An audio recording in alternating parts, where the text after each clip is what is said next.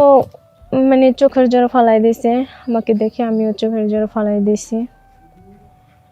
ওই যে মানুষে বলে না, যার কপালে যা আছে তাই হয়, কিন্তু আমার কপালে যা আছে তাই হয়েছে, এর বেশি কিছু তার হবে না। তারপরে দেখা গেছে ওইরকম কাজ করতে করতে ওর সঙ্গে আবার আমার সঙ্গে আবার বাপ হয়ে যায়। ওর সাথে আমার সাথে সম্পর্ক পুরোটা আগের মতো, সেম টু সেম আগের মতো যে সম্পর্ক করতাম ওর সাথেই করতাম, ঘুরতে যেতাম করতাম। কিন্তু আমার যে হাজবেন্ড ছিল উনি তো জানতো না যে ওই ছেলের সাথে আমার সাথে সম্পর্ক। যখন মানে ওর সাথে ঘুরতে যাই, ওর সাথে হাসি খুশিভাবে দিন কাটাই করি, তখনকার আমার হাজবেন্ড জানতে পারছে যে ওই সেই আমার আগের বয়ফ্রেন্ড, ওর সাথে আমার সাথে সম্পর্ক ছিল। তো এক পর্যায়ে আমার যে হাজবেন্ড উনি বলতেছে, শোনো একটা কথা বলি। আমি বললাম, কি বলো? সে বলল, দেখো এই যে টাকা পয়সা বাড়ি গাড়ি এগুলা দিয়া কি হবে? টাকা পয়সা তো আজ আছে কাল নেই, আমি বুড়ো হয়ে গেছি, আমিও মরে যাব, যাই হোক কোনো সমস্যা নাই। তো আমি বেঁচে থাকতে তুমি কোনো কিছু করো না। আসসালামু আলাইকুম দর্শক, সবাই কেমন আছেন? আশা করি সবাই ভালো আছেন। তো আপনাদের মাঝে আমি একটা গল্প নিয়ে আসছি, বাস্তব জীবন কাহিনী আমার, সে গল্প বলার জন্য আপনাদের মাঝে আসলাম। তো আমার এই ভিডিওটা সম্পূর্ণ শুনবেন, না টেনে। তো আমার নাম হচ্ছে যে সুরমি, আমার দেশের বাড়ি হচ্ছে নেত্রকোনা। তো আমার জীবনের লাইফে বাস্তব ঘটনায় আমি আপনাকে বলি। তো আমার কলেজের লাইফে একটা ছেলেকে আমি ভালোবাসতাম। আমরা একটু বড় লোক ছিলাম, আর আমি যে ছেলের সঙ্গে সম্পর্ক করতাম ওই ছেলেটা একটু গরিব ছিল। তো দেখা গেছে আমি যখন সম্পর্ক করছি ওর সঙ্গে, আমার অনেক জায়গা থেকে দেখতে আসে, কিন্তু আমার কোনো ছেলে পছন্দ হয়নি। কারণ আমি যার সাথে সম্পর্ক করি ওকেই আমি বিয়ে করব। কিন্তু বিয়ে করব, আমার বাবা মা ওর কাছে আমাকে দিতে চায় না, বা বিয়ে দিবেও না। তো যখন আমি কলেজে পড়ার পর তখনকার জীবনে ফার্স্ট ওই ছেলের সঙ্গে আমার সঙ্গে সম্পর্ক হয়, এবং কি তাকেই আমি ভালোবাসি। সেও আমাকে মন প্রাণ দিয়ে অনেক ভালোবাসে, আমিও তাকে ভালোবাসি।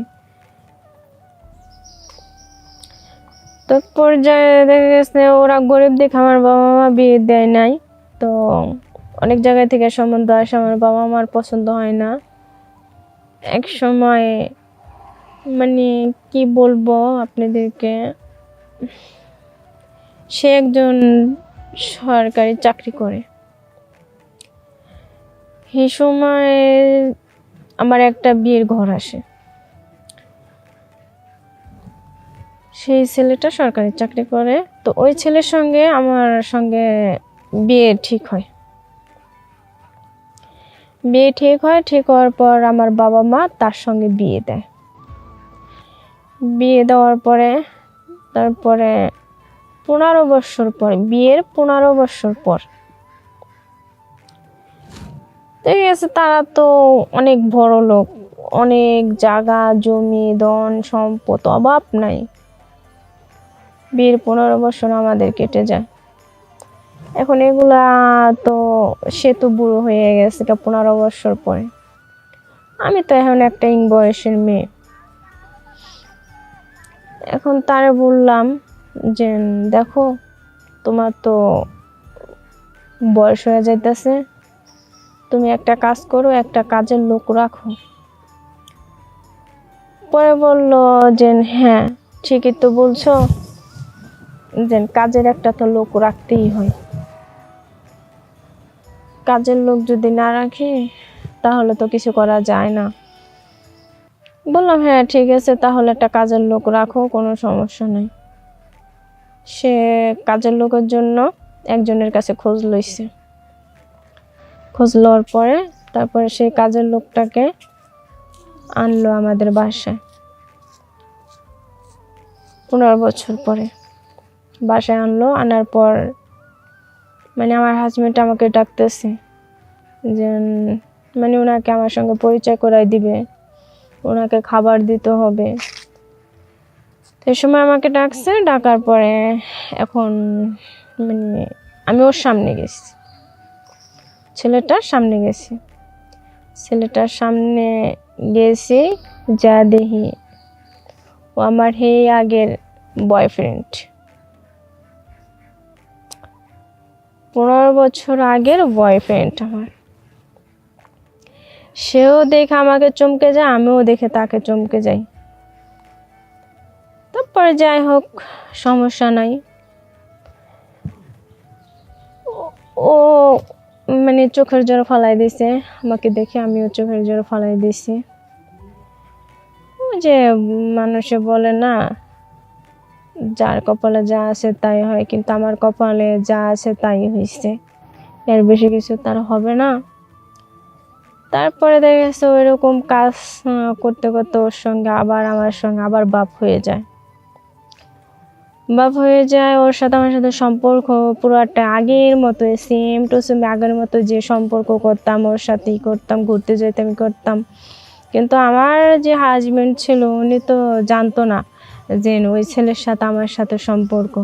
যখন মানে ওর সাথে ঘুরতে যাই, ওর সাথে হাসি খুশিভাবে দিন কাটাই করি, তখনকার আমার হাজবেন্ড জানতে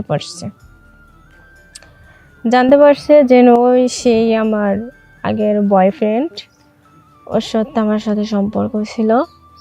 তো এক পর্যায়ে আমার যে হাজবেন্ড উনি বলতেছে, শোনো একটা কথা বলি। আমি বললাম, কি বলো? সে বলল, দেখো এই যে টাকা পয়সা বাড়ি গাড়ি এগুলা দিয়া কি হবে? টাকা পয়সা তো আজ আছে কাল নেই, আমি বুড়ো হয়ে গেছি, আমিও মরে যাব, যাই হোক কোনো সমস্যা নাই। তো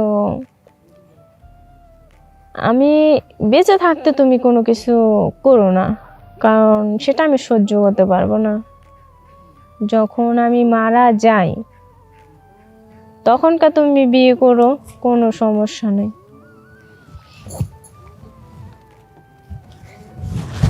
ঠিক আছে? সে বলল যে যখন আমি মারা যাই তখনকার তুমি বিয়ে করো। আমি বললাম, হ্যাঁ ঠিক আছে, কোনো সমস্যা নেই, আমি তুমি বেঁচে থাকতে কোনো কিছু করব না, আর তুমি ওটা নিয়ে টেনশন করো না, আর আমি কখনো এরকম কোনো কাজ করব না তোমার যাতে মান সম্মান চলে যায় বা হয়ে যায়, সেটা যেন না হয়। কারণ আমার হাজবেন্ড বলতো না, ওই যে আমার আগের যে বয়ফ্রেন্ড ছিল ওনার সঙ্গে আমার সঙ্গে রিলেশন দেখে এজন্য আমাকে বলছে। তারপরে যাই হোক, দেখা গেছে এখন সেও মনে করেন আস্তে আস্তে অনেক বুড়ো হয়ে গেছে। বুড়ো হয়ে যাওয়ার পরে তারপরে তার অনেক অসুস্থ হয়ে পড়ছে। সে অসুস্থ হয়ে পড়ছে, অসুস্থ হয়ে তারা অনেক ডাক্তার ফকির যাই হোক দেখালাম। দেখানোর পরে উনি কোনো মতেই মানে সুস্থ হইতেছে না। সুস্থ হওয়ার না কারণে সে মারা গেল, আমার হাজবেন্ড মারা গেল। মারা যাওয়ার পরে তারপর আমার আগের যে বয়ফ্রেন্ড ছিল ওনার সঙ্গে আমার বাবা মা বিয়ে দিল। তারপর বিয়ে দেওয়ার পর তারপরে মানে আমি তখন আমার বাবা মাকে বললাম,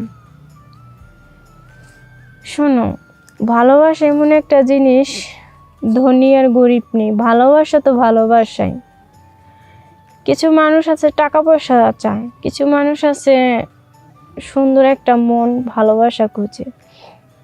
আমি তো টাকা পয়সা চাইনি, আমি চাইছিলাম একটু ভালোবাসা। তোমরা এই বয়স্ক একটা বেটার সাথে আমার সাথে বিয়ে দিলা, তারপরে বড় লোক দেখে বিয়ে দিলা। কই আজকে সে তো আমার কাছ থেকে অনেক দূরে, আজকে তো আমি আরেকজনকে নিয়ে এখন তো ঘর সংসার করতে পারছি।